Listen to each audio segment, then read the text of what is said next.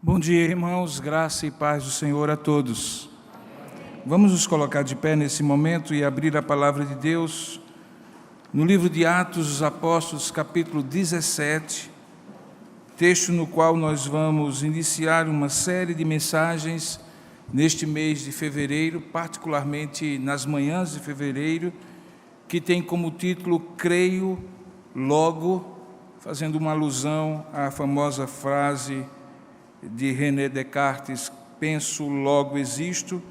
Fizemos esta série, a equipe pastoral, Creio Logo, e por conta daquilo que nós cremos, iniciaremos uma série de mensagens dizendo exatamente aquilo que nós, porque cremos, devemos fazer, e aqui no caso específico deste domingo, Creio Logo, anuncio que só há um Deus. Abra sua Bíblia, portanto, em Atos, capítulo 17, eu gostaria de ler com você esse texto da Sagrada Escritura, você que está aqui e também você que está participando conosco pela internet.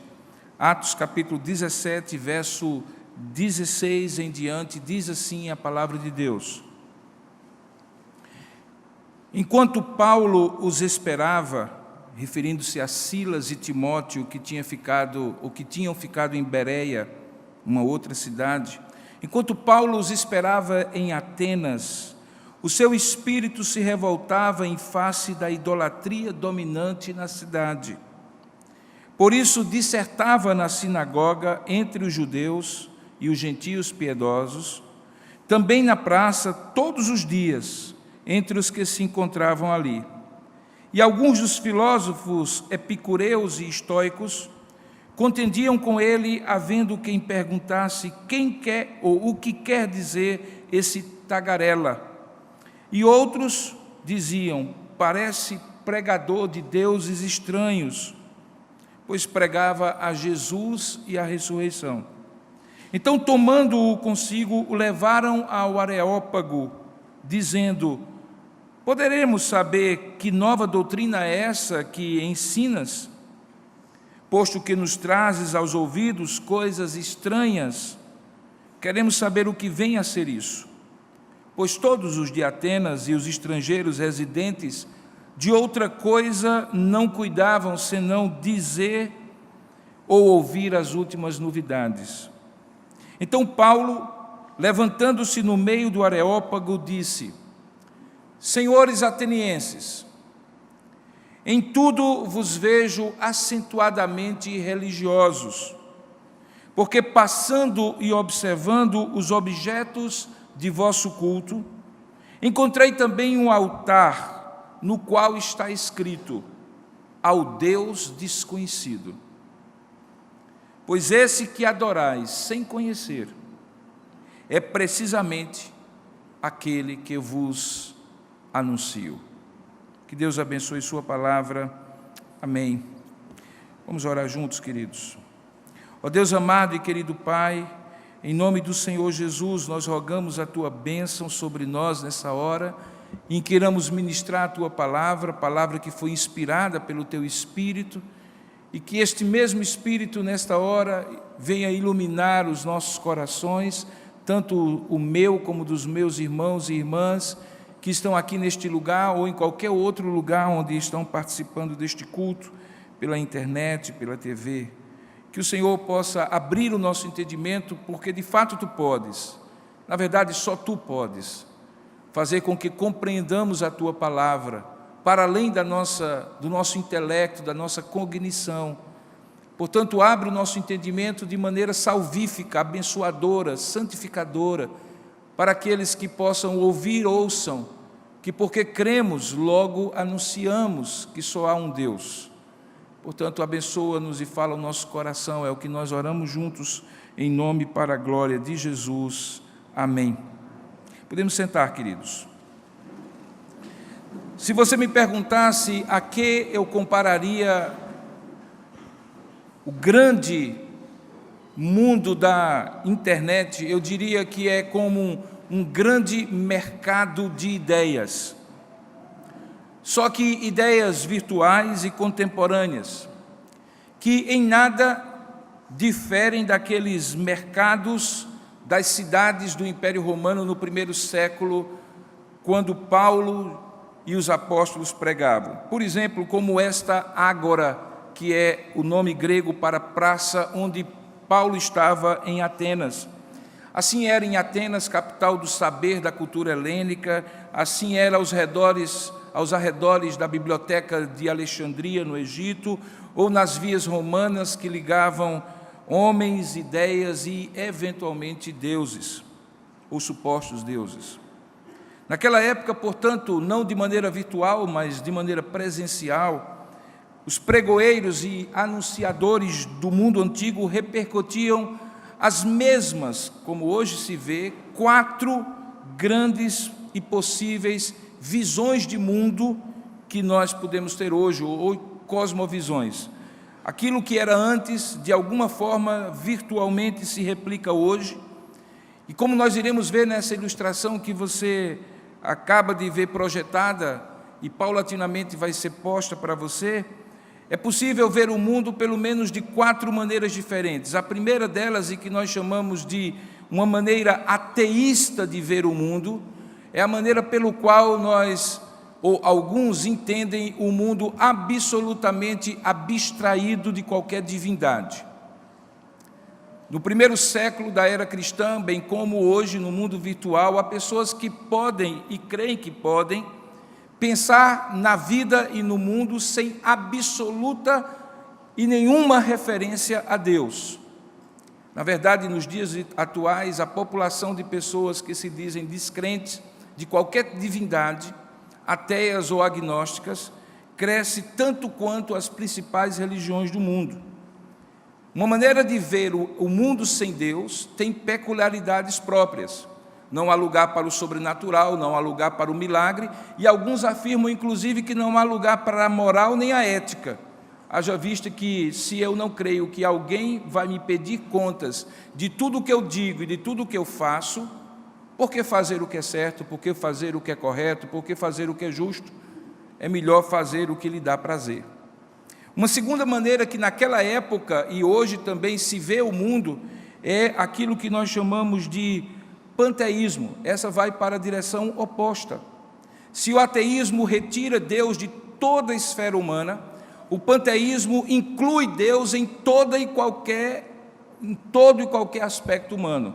A palavra panteísmo vem da ideia de panta, em grego, pans, paz, panta, são palavras que significam tudo, todas as coisas, e teísmo, obviamente, é crença, é a ideia passada, histórica, antiga ou atual, de que Deus é uma força cósmica, uma presença divina em todos os lugares, interpenetrando todas as esferas humanas, se revelando e sendo plenamente Deus em todos os seres vivos e em todos os lugares.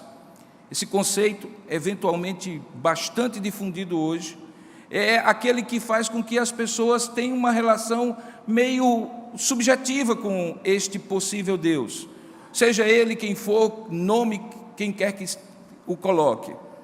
É uma ideia de que esse Deus é um Deus que está presente nas pessoas, nas coisas, nos animais, nos seres vivos, e que este Deus está ali para apenas e tão somente impulsionar a vida. Ele não é um Deus pessoal, ele não tem vontade, ele não se revela, ele não tem sentimentos, não tem emoções, nada o agrada ou o desagrada. Portanto, de alguma forma, é um Deus bastante palatável para os dias de hoje, porque você não compromete-se com alguém nem com algo, você simplesmente deixa a coisa acontecer de maneira panteísta. A terceira maneira de ver naquela época e nos dias de hoje também é aquilo que a gente chama de deísmo, com D maiúsculo.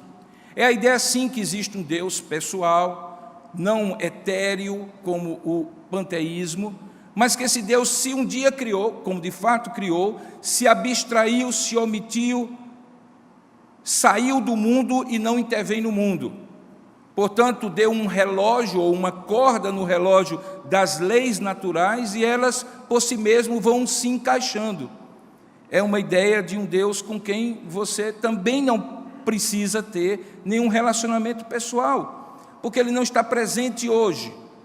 Ele esteve presente no ato da criação, mas há muito tempo deixou que as coisas acontecessem na medida em que as leis naturais fossem se processando. Depois dessas três visões, existe uma que é a nossa, como cristãos, que nós chamamos de teísmo, com T, que é a ideia, sim, que existe um Deus criador, que é distinto da criação, que se revela, criou todas as coisas e ainda hoje mantém todas as coisas, pela palavra do seu poder, é um Deus que intervém, é um Deus cuja providência, dirigindo todas as coisas, mostra que Ele é soberano, e também é um Deus que opera, eventualmente, milagres, para além daquilo que é natural que aconteça. É um Deus que intervém. Quando você olha esse texto que nós acabamos de ler, você vê uma praça de ideias, porque os atenienses e gregos, visitantes daquela cidade, não tinham outra coisa a fazer a não ser estar naquela cidade debatendo sobre a vida e sobre os deuses. E você quase consegue ver de maneira física aquilo que virtualmente você vê na internet. Coloque a palavra Deus, por exemplo, num buscador de qualquer site, e você vai encontrar várias definições de Deus, várias visões de mundo, em que Deus tem várias perspectivas e várias características. Tudo é Deus, Deus é tudo. Na primeira mensagem desta série que nós começamos hoje, creio, logo anuncio, nós vamos falar sobre o anúncio que faz toda a diferença a partir da crença que há um só Deus como sendo a mãe de todas as crenças. O filósofo George Mavrodes, que escreveu o livro Belief in God, Crença em Deus, em 1970, diz o seguinte: fornecer ao homem uma estrutura conceitual no qual ele possa ver toda a sua vida como sendo vivida na presença de Deus, é como ensinar um homem a ler um manuscrito que lhe é estranho. Nós podemos lhe dar a chave da interpretação, um código para decifrar a vida. Se ele crer em nós, então ele pode entender essa inscrição e ler a vida de uma maneira completa, sempre a partir desse código. Mas o teste mesmo, para verificar se ele realmente aprendeu como ler o manuscrito, é quando você dá outras inscrições que estão espalhadas ao redor do mundo, e ele vai ter que usar esse código. Se ele puder então lê-las, ele aprendeu essa linguagem e ele está sujeito àquilo que o código ajudar a entender. Mas se não, ele não vai entender porque que todas essas coisas só podem ser lidas a partir desse código. Ele chama esse código de cosmovisão, é a maneira como vemos todas as coisas. E nesse mesmo sentido, outro escritor chamado Ronald Nash, em seu livro Cosmovisões em Conflito, escolhendo o cristianismo no mercado de ideias, afirma o seguinte, usando uma outra metáfora: os óculos corretos podem colocar o mundo num foco mais claro, e a cosmovisão correta pode funcionar em muito da mesma forma. Quando alguém olha para o mundo a partir de uma perspectiva de uma cosmovisão errada, o mundo não faz muito sentido para ele. O que ele pensa faz sentido de fato se ele tiver as lentes certas para ver aquilo que ele precisa ver. Colocar então essas lentes corretas é possibilitar a alguém ver o mundo através de uma cosmovisão correta. E isso tem repercussões em casa, nos estudos, no trabalho, nos relacionamentos e em tudo que essa pessoa precisa entender sobre a vida, sobre os eventos, sobre a ideia, sobre si mesmo. Em outras palavras, nesse momento aqui, nós vamos tentar colocar lentes que sejam aquilo que o reverendo Davi Charles Gomes, chanceler da Universidade de Mackenzie, chama de lentes teorreferentes, ou seja, lentes que tenham Deus como a referência para ler a vida e ler o mundo. E aí eu gostaria de chamá-lo novamente ao texto que nós lemos, porque tudo isso que eu introduzi tem tudo a ver com aquilo que Paulo presenciou em Atenas. Você percebe que quando Paulo esperava em Atenas, o seu espírito se revoltava em face da idolatria dominante naquela cidade. A cidade de Atenas é o grande símbolo da cultura e da filosofia helênica, filosofia grega. Tanto quanto Roma era o símbolo antigo do poderio romano, que sucedera à Grécia como poder hegemônico ali na bacia do mar Mediterrâneo. Se as falanges romanas, conhecidas pelo seu poderio bélico, faziam parte da ideia de um exército inexpugnável, as ideias gregas dominavam igualmente mentes e corações de muitos povos. As pessoas eram romanas porque estavam no império, mas pensavam como gregos, porque a Grécia dominava pela língua e pela cultura e pela filosofia a Roma de então. Quando Paulo está em em Atenas, Atenas já não é mais aquela cidade do apogeu do século 3 ou 4 antes de Cristo, quando Péricles, o seu grande gestor, fez com que Atenas se tornasse uma espécie de farol das ideias para o mundo antigo.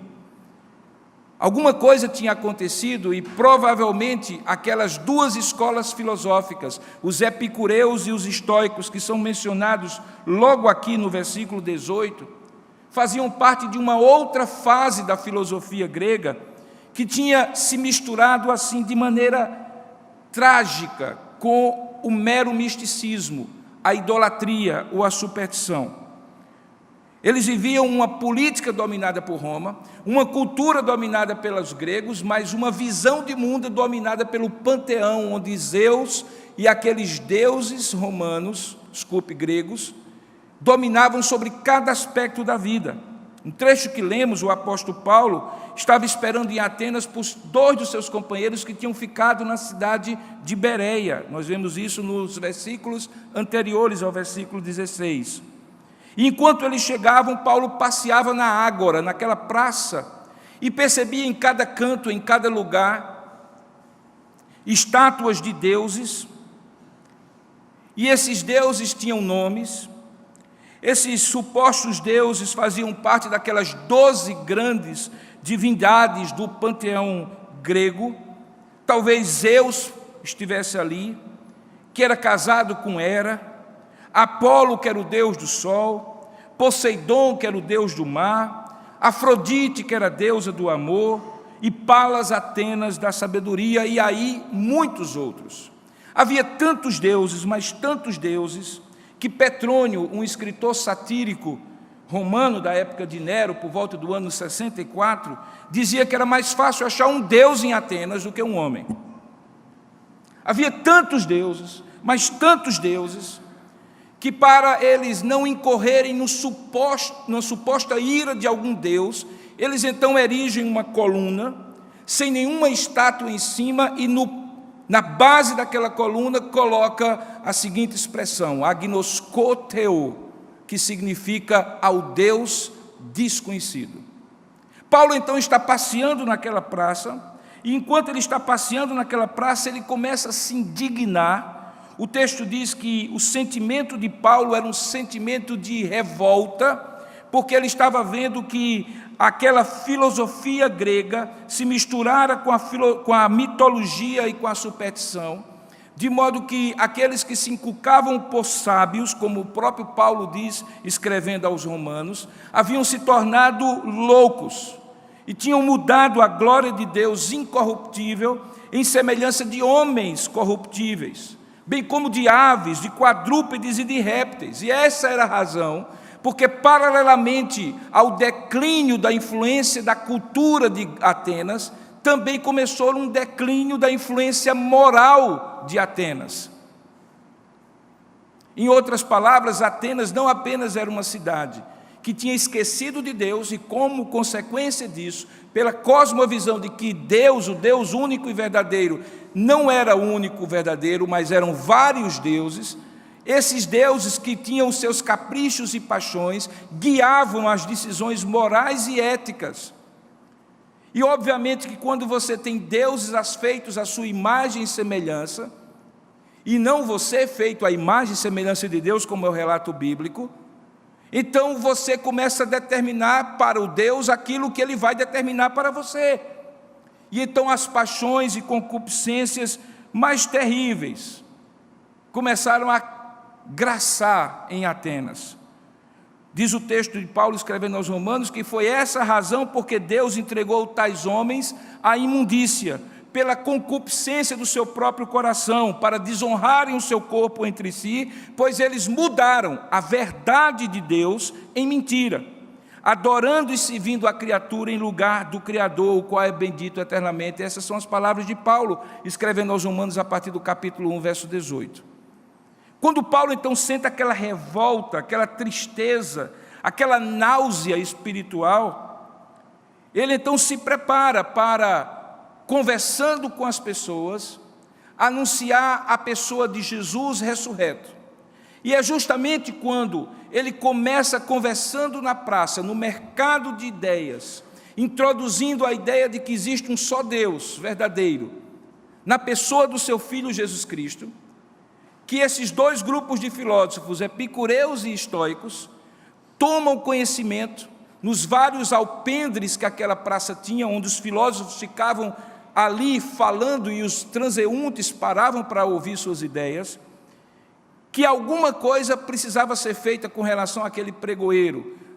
E aí eles chamam Paulo, tiram Paulo da ágora, a praça, e levam para o outro lugar em Atenas chamado Areópago, ou Colina de Marte, um dos deuses onde as grandes decisões eram tomadas.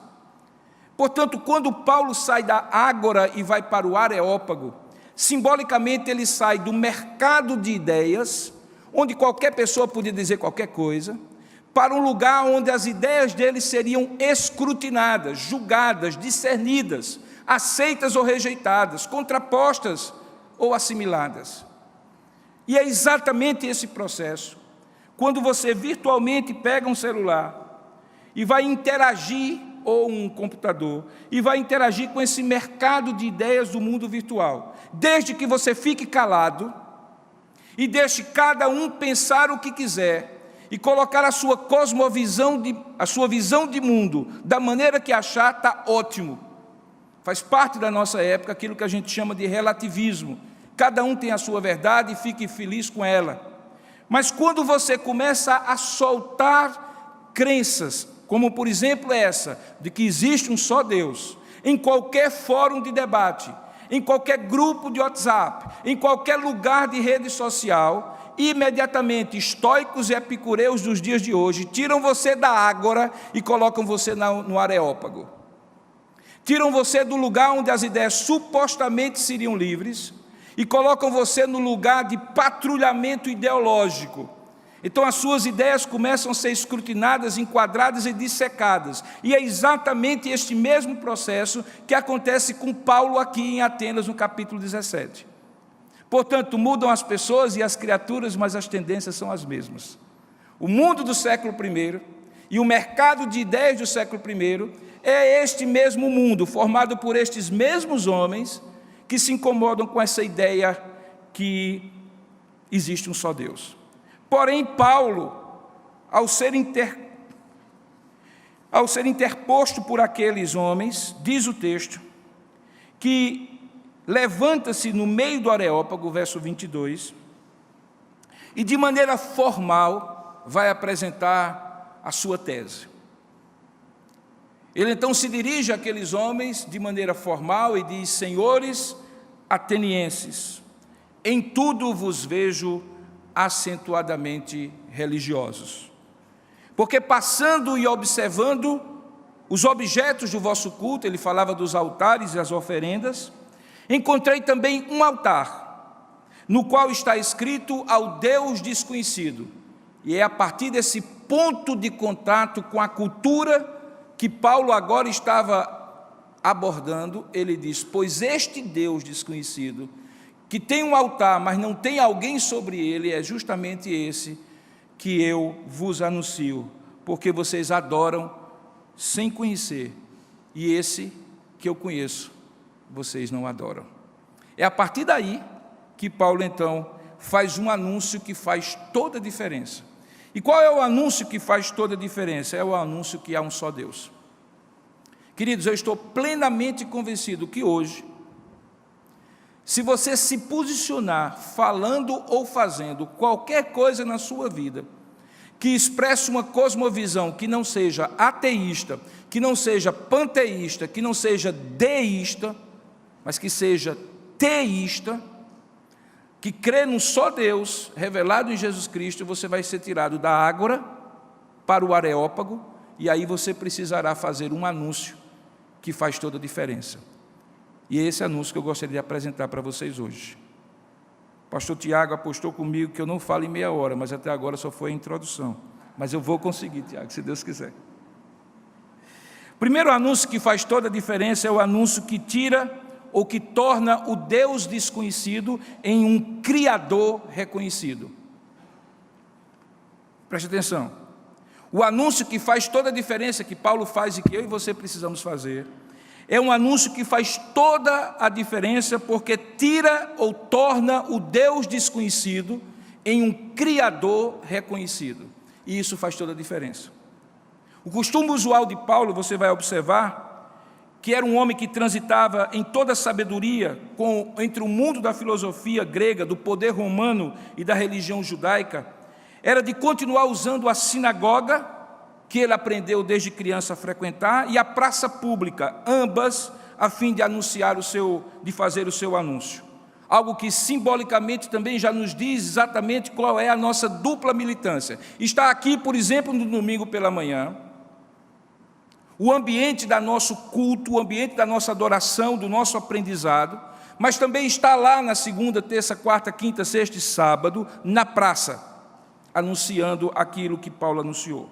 O verso 17 diz que, diante da sua indignação com o estado espiritual da cidade, veja aí a expressão, por isso, ele dissertava, verso 17, na sinagoga entre os judeus e os gentios piedosos, que são os prosélitos, aqueles que não nasceram judeus, mas interessavam-se pelo judaísmo, mas também na praça, e isso todos os dias, entre os que se encontravam ali. Essa dupla militância de Paulo é bastante simbólica. Na sinagoga para judeus e prosélitos, ele demonstrava que o Deus que eles conheciam havia se tornado carne, habitado entre nós para nos salvar dos nossos pecados. O livro de Atos é cheio de discursos e pregações de Paulo nas sinagogas. E como na sinagoga havia judeus e interessados no judaísmo, que já criam que há um só Deus, que havia revelado a sua vontade na lei de Moisés, Paulo não se preocupava em demonstrar que havia esse Deus. Ele partia da crença que eles já tinham, e o que ele adicionava era o fato de que esse Deus havia se tornado carne e habitado entre nós em Jesus Cristo. Mas quando ele vai para as ágoras ou para as praças da Grécia, diante de filósofos epicureus e estoicos, a postura dele é diferente. Deus não era desconhecido pelos judeus, mas o conhecimento que eles tinham era limitado, como ainda hoje é, ao Antigo Testamento, de maneira reduzida. Eles não conseguiam ver, por exemplo, e não conseguem, o cumprimento das profecias messiânicas em Jesus Cristo. No caso dos gregos, gentios, filósofos, epicureus e estoicos, Paulo falava, preste bem atenção, a quem pretendia conhecer os mistérios da vida e dos deuses. Mas pretendiam conhecer não a partir da revelação, como os judeus diziam crer, mas a partir da especulação filosófica. Paulo os reconhece, verso 17, como acentuadamente religiosos. Lá na frente, no verso 27, ele diz que eram como tateando, pudessem procurar e achar Deus.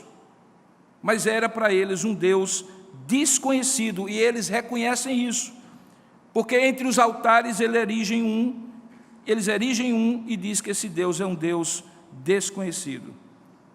Em outras palavras, eles eram aquilo que nós chamamos modernamente de agnósticos. O agnóstico é ateu é diferente do ateu por uma pequena sutileza. O ateu afirma, não há Deus. O agnóstico supõe a existência dele, mas nem prova que ele existe, nem desprova, dizendo assim, que ele não existe. Em outras palavras, ele coloca Deus sob suspeita. Talvez exista, e se existir, então é melhor colocar um altar e dizer ao Deus supostamente existente, mas verdadeiramente desconhecido, agnostor teu. Deus então era desconhecido pelos gregos, que no máximo supunham a existência dele. Para eles, Paulo era chamado de um tagarela. Veja aí no verso 18, que alguns dos filósofos epicureus e históricos contendiam com ele, havendo quem perguntasse o que quer dizer esse tagarela. Quando você vai para o Novo Testamento grego, você descobre que essa palavra tagarela é a palavra espermólogos. E antes que você tenha alguma ideia aí, pela fonética da palavra, esperma em grego é semente.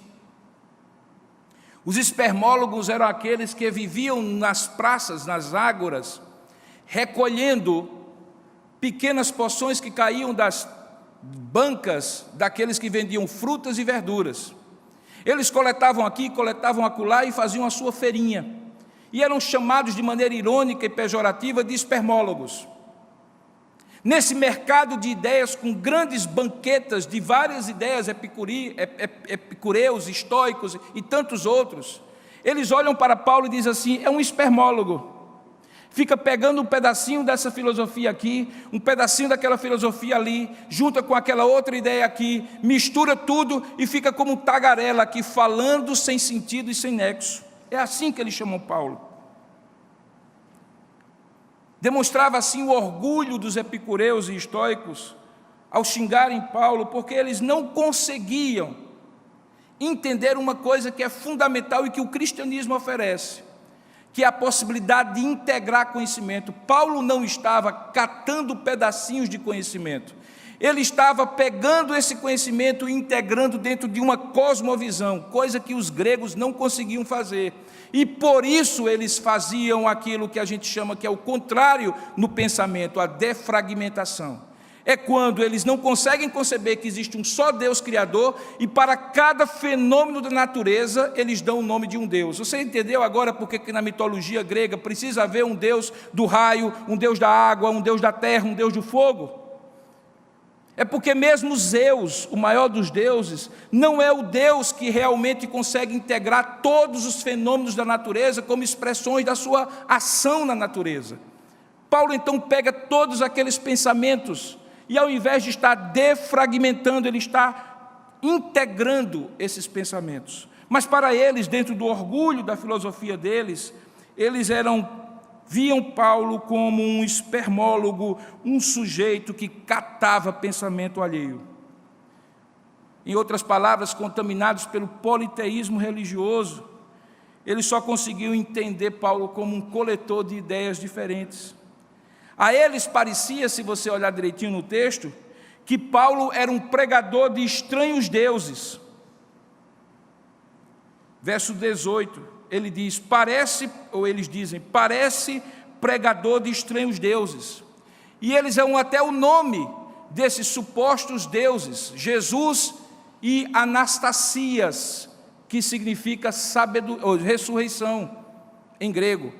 Para eles, Jesus e Anastasias era como Ísis e Cibele, dois deuses. Como aqueles deuses consortes, marido e mulher, como Zeus e Hera, da mitologia grega, egípcia, romana, porque na cabeça deles, é isso que eu quero que os irmãos entendam, como não existia, como não criam na existência de um único Deus, eles fragmentavam o conhecimento, algo muito parecido com o que existe hoje, quando as pessoas tentam dizer para você, que aquilo que você crê dentro da igreja não deveria influenciar aquilo que você vive e faz no trabalho e na escola, porque ali é um outro campo, fé é algo privado. Essa fragmentação era o que os tagarelas, ou melhor, que os epicureus e estoicos faziam, mas colocavam na conta de Paulo. Na verdade, essas duas escolas, epicureus e estoicos, elas expressam ainda hoje duas tendências do mundo, e eu gostaria que você entendesse isso, porque uma das coisas mais bonitas na história, irmãos, é quando você vê que o homem é o mesmo, que as tendências são as mesmas e que a solução para o homem é a mesma. Mudam os nomes, as tendências, o mercado deixa de ser concreto na praça pública e passa a ser virtual na internet, mas a questão é a mesma. O epicurismo foi criado por Epicuro de Samos no século IV a.C., e é como um ateísta materialista. Ele dizia assim: já que não existe Deus, vamos aproveitar a vida. Para eles, o prazer era o sentido mais profundo que deveria reger a vida. Como não havia Deus e não havia a quem prestar contas, então simplesmente aproveite a sua vida. Se você tem vontade de comer muito, coma muito. Se você tem vontade de beber muito, beba todas. Se você gostaria de ter todas as mulheres ou todos os homens, sendo homem ou sendo mulher, deixe a coisa não ficar reprimida. Você ouve algum eco nos dias de hoje do epicurismo? É o mundo que você vive, é o mundo que eu vivo. Os estoicos iam na direção oposta. Os estoicos eram disciplinados. Desde que Zenão de Cítio criou essa filosofia no século III, a ideia deles é panteísta. Veja, um é ateísta, o outro é panteísta. Deus está presente em tudo. Mas o princípio universal que está presente em tudo é ordem. E aí, esta ordem é que faz com que toda disciplina e virtude humana se submeta a esta ordem universal. Se você me perguntasse hoje o que é que há de mais parecido com o estoicismo, eu diria o budismo. O budismo, que não é uma religião, é uma filosofia, porque nem crê que existe Deus, mas que existe uma imanência de Deus, uma força de Deus em todas as coisas. Diz que é pela abstração do prazer, de você não sentir ira, de você não sentir emoções fortes, de você não se incomodar com as sensações do dia a dia, que você alcança o nirvana. E o nirvana é o lugar onde esta força integradora de todas as coisas existe. Curiosamente, o mesmo ator de Hollywood, que troca de mulher a cada cena, se sente atraído pelo budismo, razão porque o budismo hoje é a religião que mais cresce entre formadores de opinião no mundo do show business. E aqui a gente vê a defragmentação do coração humano. Ele quer viver o prazer, mas ele quer alguma coisa que lhe dê ordem, mas alguma coisa, não alguém.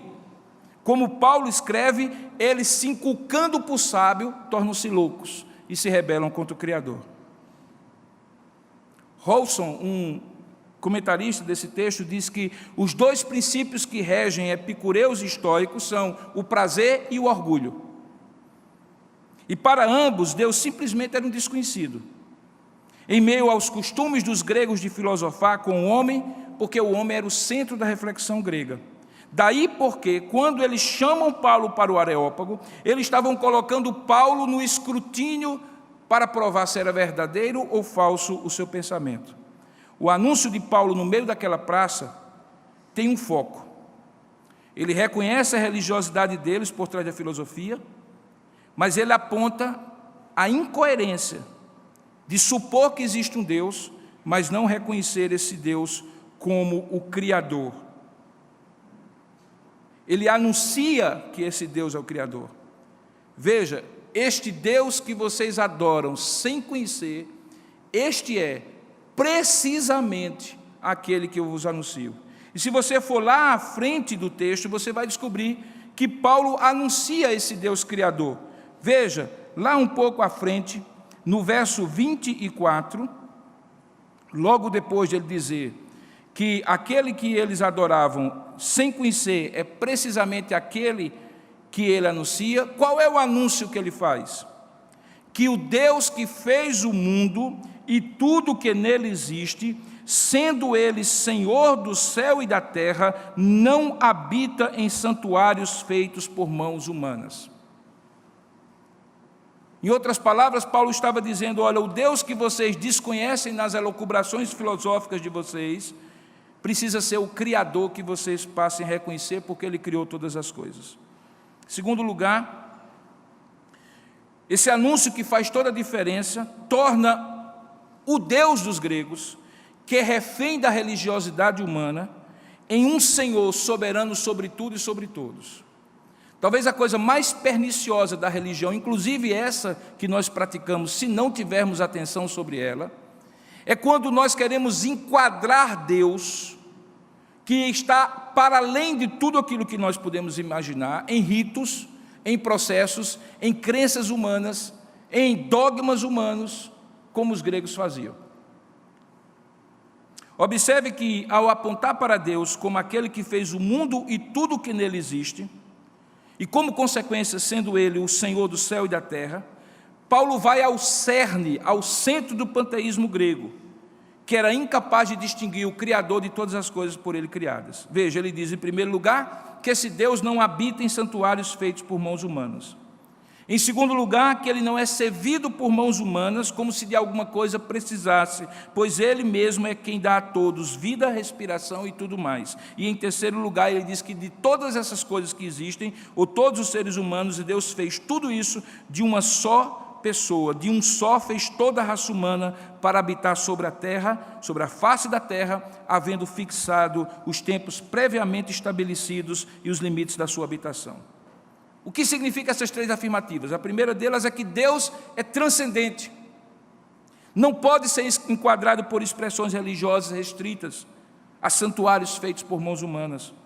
Lembra de Salomão, quando orou, consagrando o grande templo de Jerusalém, uma das 7 maravilhas do mundo antigo? Lá em 1 Reis, capítulo 8, verso 27, ele diz assim, mas de fato habitaria Deus na terra?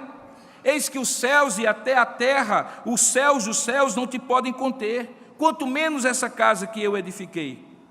O profeta Isaías, posteriormente, na sua profecia, no capítulo 66, no primeiro verso, diz assim, assim diz o Senhor, o céu é o meu trono e a terra o estrado dos meus pés. Que casa me edificareis vós? E qual é o lugar do meu repouso? Deus é transcendente, Ele é o totalmente outro. Ele não pode ser enquadrado na concepção religiosa, qualquer que seja, a não ser aquela que Ele mesmo revela na sua palavra. Quando ele diz que Deus não é servido por mãos humanas, como se de alguma coisa precisasse, ele está dizendo que, além de transcendente, Deus é independente ou autossuficiente. Não a autossuficiência orgulhosa e vã que nós temos, mas a autossuficiência é porque nada ou de nada Deus precisa para ser quem Ele é, diferentemente de eu e de você, de mim e de você. Ele mesmo, diz o texto, é quem dá a todos vida, respiração e tudo mais. E não pode ser servido por mãos humanas, não pode ser ajudada, a palavra que é terapia, não pode ser ajudada, não pode ser curado, não pode ser melhorado, porque Ele é o Deus independente e totalmente autossuficiente. Tanto é que quando diz o texto que Ele dá vida, Ele não usa a palavra grega bios, vida biológica, Ele usa a palavra zoe, que significa vida plena, completa, vida que emana do próprio Criador. Então, o anúncio que faz toda a diferença torna um Deus que era refém da religiosidade humana, e isso é o que afronta Deus na idolatria. É quando eu imagino que Deus tem essa cara, tem esse semblante, tem esse tamanho, tem essa forma, e faço um Deus que é invisível, transcendente, autossuficiente, completamente diferente de tudo que existe, como se algo pudesse ser comparado a Ele. A idolatria de um santo romano, a idolatria de uma ideia que torna-se Deus, são igualmente afrontosas a Deus, porque tiram de Deus a transcendência, Ele é o totalmente outro, porque tiram de Deus a independência e a autossuficiência. E finalmente, quando Ele diz que esse Deus é um Deus que estabelece limites para o homem, Ele diz porque esse Deus é um Deus soberano sobre o tempo e o espaço. Veja que expressão interessante. De um só fez toda a raça humana para habitar sobre toda a face da terra, havendo fixado os tempos, o tempo, previamente estabelecidos. Nada supera o controle de Deus sobre os acontecimentos, porque Ele é soberano. E ao mesmo tempo Ele estabelece os limites da sua habitação, da habitação do ser humano. Ele controla o espaço. Para gregos, filósofos, estoicos e epicureus, isto era uma afronta. Dizer que quem mandava no raio não era aquele Deus que eles cunharam, a imagem e semelhança do pensamento deles, mas o Deus Criador. que o Deus do tempo, Cronos, não era o Senhor do tempo. O Senhor do tempo era este Deus que Paulo estava dizendo que é o Criador de todas as coisas. Esse anúncio, portanto, que faz toda a diferença, tira Deus dos enquadramentos da filosofia e da religião para mostrá-lo como ele realmente é: independente, autossuficiente, transcendente, infinito em todas as coisas finitas, colocando sobre elas limites. E, finalmente, o anúncio que faz toda a diferença torna o Deus que é objeto da especulação humana em um juiz que julgará todas as coisas por meio do seu Filho amado. A pretensão humana de colocar Deus como um cadáver sobre uma pedra de um necrotério, abrir as vísceras de Deus e examinar como Ele é a pretensão de corações rebeldes. É Deus antes do homem que põe o seu olhar escrutinador sobre os intestinos espirituais do ser humano e julga não apenas aquilo que todos veem, comportamentos e palavras, mas julga aquilo que só Ele vê, motivações e intenções de coração. E é isso que Paulo diz. Olha, veja o argumento final do seu anúncio. Ele diz assim, que enquanto a filosofia grega havia feito de Deus um objeto de estudo e de especulação, descambando ora para o que Paulo chama de ignorância espiritual, representada pela estátua do Deus desconhecido, ora para a idolatria que tornava tudo ser Deus e Deus ser tudo em todas as coisas criadas, Paulo reposiciona Deus em seu anúncio. Ele diz assim, olha, ele está disposto a não levar em conta os tempos da ignorância, mas ele notifica aos homens que todos, em toda parte, se arrependam, porque além de não levar em conta e notificar, ele está dizendo que ele estabeleceu um dia em que há de julgar o mundo com justiça por meio de um varão que destinou e acreditou diante de todos, ressuscitando dentre os mortos. O que Paulo faz é, em primeiro lugar, dizer que a anistia que Deus está dando aos homens nem pode ser chamada de anistia, nem sendo ampla, nem geral, nem irrestrita. Deus simplesmente não releva o ser humano. Ele oportuniza pela pregação daquele evangelho a oportunidade, a chance desse homem se arrepender. Ele está disposto a não levar em conta os tempos de ignorância, desde que haja arrependimento.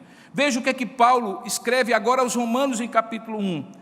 Ele diz assim, verso 18, a ira de Deus se revela do céu contra toda impiedade e perversão dos homens que detêm a verdade pela injustiça. Porquanto o que de Deus se pode conhecer é manifesto entre eles, porque Deus lhes manifestou. Porque os atributos invisíveis de Deus, assim o seu eterno poder, como também a sua própria divindade, claramente se reconhecem desde o princípio do mundo, sendo percebido por meio das coisas que Ele mesmo criou. Tais homens são, por isso, indesculpáveis. Porquanto, tendo conhecimento de Deus, não o glorificaram como Deus, nem lhe deram graças. Antes se tornaram nulos, vazios em seus próprios raciocínios, obscurecendo-lhes o coração insensato. Fica tão claro que quando Lucas registra que Paulo falou, Deus não leva em conta os tempos de ignorância, não significa que Deus não está julgando sobre eles. Ele está dizendo que agora é tempo de arrependimento, porque a ignorância passou. Se todos passavam a cada manhã e viam aquela estátua, e naquela estátua tinha uma expressão ao Deus desconhecido, a partir de agora, todos que estivessem o ouvindo, poderiam saber que esse Deus desconhecido existe, e é aquele que Paulo estava anunciando. É nesse sentido que ele fala que Deus agora está dispensando o tempo da ignorância, porque não há mais ignorância, uma vez que você conhece a verdade. Mas ele também diz que é preciso que, conhecendo a verdade, você tenha noção de que em toda parte, diante dessa verdade, os homens devem se arrepender. O arrependimento é a mudança de pensamento. O arrependimento não é um sentimento, uma emoção profunda que leva ao choro. A emoção é vertida para fora pela tristeza de alguém que se convence que estava indo numa direção e agora precisa mudar de direção. A palavra metanoia, mudança de mente, significa exatamente isso. Razão porque Paulo notifica aos homens que todos em toda parte se arrependam. E aí ele chega a começar a falar de Jesus. Porque esse arrependimento é para evitar que um dia em que Deus vai julgar o mundo com justiça, aqueles que ali estavam ouvindo não fossem julgados com condenação por meio de um varão que ele destinou e acreditou diante de todos. A referência era Jesus Cristo, fica muito óbvio, porque ele diz que ele foi ressuscitado dentre os mortos. Paulo está falando do eschaton, ou do escatom, da escatologia, das últimas coisas, da consumação de todas as coisas. É curioso que talvez você não perceba como nos dias de hoje as pessoas cada vez mais falam menos, com menos temor, de que um dia o mundo vai se acabar e a gente vai se apresentar diante do Criador. É muito mais simpática a ideia de que você nasce, morre e renasce. Nasce, morre e renasce. Porque enquanto você nasce, morre e renasce, nunca haverá um dia em que o feito será chamado à ordem e o Criador dirá: para aí, agora preste conta da sua vida. Você entende agora por que pessoas muito inteligentes, aparentemente inteligentes, creem piamente numa força chamada Deus, e ao mesmo tempo que a vida nunca acaba, ela sempre se reencarna de outras formas. Você entende agora? É muito simples. É para não ter que reconhecer que um dia vai ter que se apresentar diante do Criador e juiz de todas as coisas. Concluo dizendo o seguinte: você já assistiu um filme cujo final parece frustrar suas expectativas? O filme vai indo bem, o roteiro vai indo bem, as cenas vão indo bem, aí de repente, quando você já está imaginando, gente, como é que esse filme vai terminar, aí ele acaba. Aí ele acaba assim, acaba mesmo. Acaba que você olha assim para a esposa ao lado, ou para alguém e diz assim: oxe, e acabou, foi? Primeira vez que eu li esse texto, eu tive essa sensação do filme que acabou antes da hora. Porque se você olhar direitinho, ele estava falando, e aí no versículo seguinte diz assim: quando eles ouviram falar da ressurreição dos mortos, uns escarneceram de Paulo, e outros disseram: a respeito disso te ouviremos noutra ocasião. The end. E aí passou os créditos. Diretor de imagem. Aí você olha assim e diz: mas agora que estava ficando bom. Agora que era justamente a hora em que Paulo tinha vindo lá de trás, tecendo o seu argumento, argumentando, costurando daqui, desfazendo daqui, construindo para cá. E aí quando ele vai dar o bote e dizer: pois agora eu vou dizer o nome desse, que é o Deus desconhecido, é Jesus Cristo. Aí ele diz assim: pera, conversa, rapaz, ressurreição, está louco, vamos embora. E o outro disse: depois a gente viu.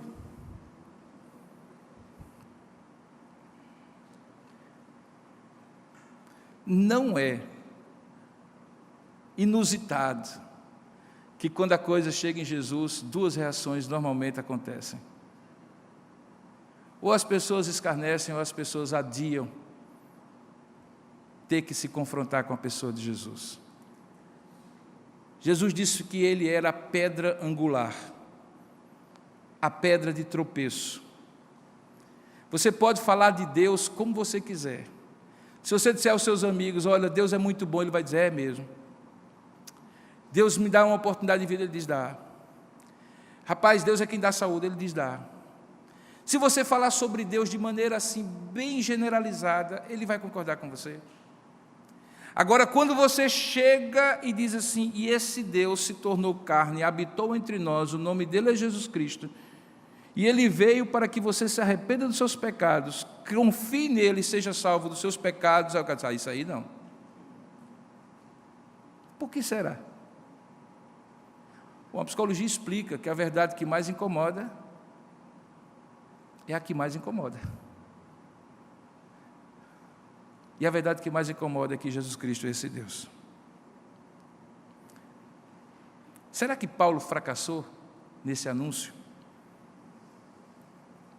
Em que medida o seu anúncio fez toda a diferença, como eu prometi demonstrar nesse sermão, se apenas Dionísio, Dâmaris e alguns poucos creram no que Paulo falou, e a grande maioria escarneceu e foi embora?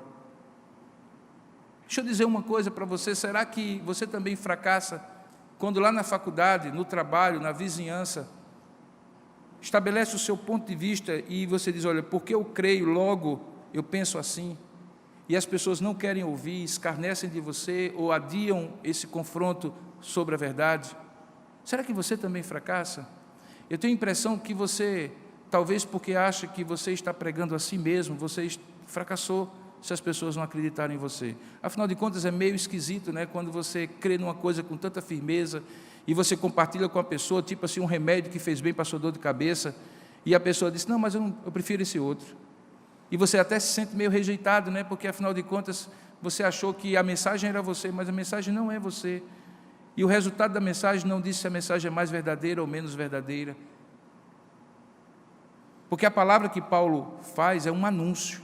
Um anúncio compra quem quer, aceita quem quer, crer quem quer, e isso não está no seu controle. Eu gostaria de dizer para você, rapidamente, 3 razões porque Paulo não fracassou e você também não fracassa. A primeira delas é porque sempre vai haver uma Dâmaris, um Dionísio e alguns poucos. E deixa eu lhe dizer uma coisa, o cristianismo nunca foi religião de multidão. E todas as vezes que foi religião de multidão, enfraqueceu. Como um suco concentrado que você coloca água e vira um ponche, como a gente chamava lá em Campina Grande. E entre um suco concentrado e um ponche, é melhor você ter um suco concentrado. Segundo é que o propósito do anúncio não é necessariamente convencer e converter a todos, mas honrar e glorificar ao Deus verdadeiro e a seu Filho Jesus, exaltando o seu lugar central e soberano. É um eixo que você estabelece que faz todas as coisas girarem ao seu redor. Se alguém quer esse eixo, muito bem. Se alguém não quer essa coluna, paciência. Essa série de mensagens quer dizer exatamente isso. Porque você crê, você anuncia. Porque você não pode deixar de anunciar o que você crê. Mas alguém que não crê ou não aceita o seu anúncio, além de orar e continuar anunciando, resta muito pouco a você fazer. De modo que eu gostaria de lhe dar algumas aplicações. A primeira é que não é possível se conformar e ficar passível com o estado de uma humanidade decaída espiritualmente, ainda que cada vez mais evoluída em termos de tecnologia e condições de vida. Paulo se indignou. Seria muito bom que você se indignasse de vez em quando. Não precisa esbravejar, mandar o povo para o inferno, falar alto. Mas se você vai se acomodando lá no ambiente de trabalho, tudo é certo, e você vai se acostumando com isso. Daqui a pouco você vai estar prostrado diante do altar do Deus desconhecido, sem perceber. E aí o sal que deixa de ser sal se torna insípido, e sal que se torna insípido, lá na Roma Antiga, era jogado nas vias públicas para ser pisado. E essa é a razão, porque talvez a sua influência no seu lugar de trabalho, no seu estudo, é porque você já não salga mais nada, todo mundo gosta de você. Não que o crente precisa ser alguém que o pessoal odeia, mas é esperado que eles o odeiem. Jesus foi quem disse isso. Se fizerem isso com o Senhor, imagine com os servos. Não precisa ser confrontador, precisa apenas ser capaz de anunciar e se indignar com a realidade das pessoas que estão desonrando o Criador. Eu costumo dizer que crente, costumo dizer sobre pastor, mas eu aplico para você, que crente que quer fazer concurso de popularidade todo dia que acorda de manhãzinha, não vai chegar a lugar nenhum. Pastor não tem que ser bonzinho, crente não tem que ser bonzinho no sentido de que todo mundo gosta dele porque ele não mexe com ninguém. A Bíblia diz, não vos conformeis com o presente século, mas transformai-vos. Conformar-se é você pegar uma água e colocar numa forma, mas crente não é água, crente é sal. Ele transforma aquilo que é colocado. Se ele assume a forma do seu lugar, ele deixa de fazer a diferença. A segunda aplicação é que a necessidade de falar para pessoas diferentes nos levar a abordagens diferentes. Viu que Paulo pregava na sinagoga, mas pregava na praça também? Nós estamos hoje começando um semestre de escola bíblica dominical. Qual é a ideia de uma escola bíblica dominical? É fazer você se empaturrar de conhecimento e conhecimento? Não.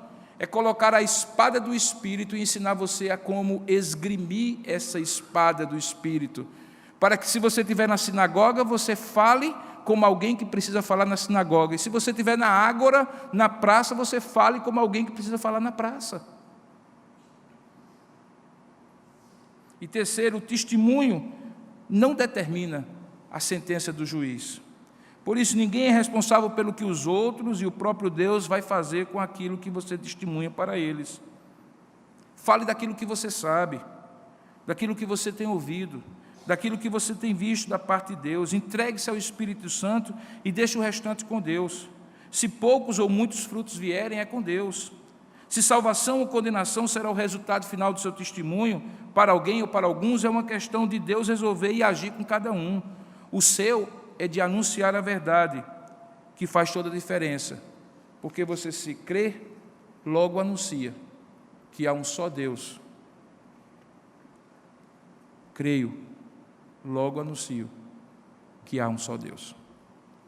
Que essas verdades possam estimular o seu coração a ver a grande proposta do que significa você crer e você anunciar. Eu vou falar um pouquinho mais na aula inaugural, vocês vão ter que me ouvir mais 1 hora. Mas deixa eu dizer uma coisa para vocês, irmãos, e eu encerro com ela. Eu estou plenamente convencido que aquela dificuldade que muitos de nós dizem ter, de testemunhar do Evangelho para as pessoas, tem a ver com falta de credibilidade e de autoridade. As pessoas sabem o que você faz. Elas flagram as suas mentiras. Elas conhecem as suas contradições. Razão porque é muito fácil falar para um desconhecido, mas para alguém que convive com a gente no ambiente do trabalho e do estudo, a gente se sente desautorizado. Isso tem que mudar. Isso tem que mudar. Porque senão você pode chegar ao fim de mais 1 ano, já passou 1 mês, com a constatação de que você não anunciou para ninguém a verdade que você crê e que pode salvar a pessoa. Porque se você parar um pouquinho e fizer um inventário de 2018, eu não vou nem perguntar quantas pessoas você conseguiu trazer para Cristo. Eu vou só perguntar a quantas pessoas você anunciou como Paulo anunciou. Nós vamos ter que baixar a cabeça envergonhados e dizer assim: 1, 2. Que Deus nos dê graça e misericórdia e nos abençoe num anúncio que faz toda a diferença. Amém.